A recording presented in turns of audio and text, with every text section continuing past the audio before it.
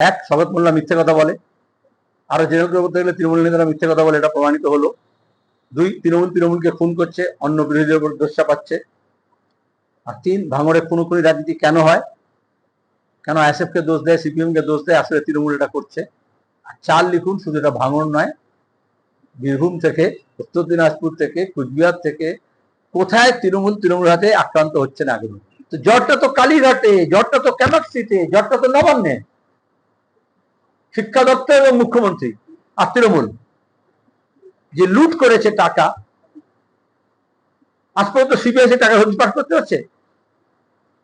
কাকুর গলার স্বর পাওয়ার পরেও কেন অভিষেকের অফিসে, যে অফিসের নাম পাওয়া গেল লিপস অ্যান্ড বাউন্সে, যে টাকা জমা হতো, যেখানে বিজেপির নেতারও টাকা জমা দিয়েছে, কেন রেড হলো না?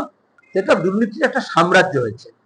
তবে সমস্যার সমাধান হবে, সুষ্ঠু নিয়োগ করতে হবে, যোগ্যদের চাকরিতে ফেরাতে হবে, যারা অযোগ্য, যারা টাকা দিয়ে হয়েছে, তাদেরকে মুখ খুলে বলতে হবে আমি অমুক দিনে অমুক জায়গায় অমুক তৃণমূলের নেতাকে টাকা দিয়েছি। সিবিআই কিছু করবে না, পুলিশ কিছু করবে না, জনগণ বাকি ব্যবস্থাটা করে নেবে। মুখ খুলে বলুক তো, তাই কোথায় টাকা দেওয়া হয়েছিল, সব টাকা আদায় করা যাবে।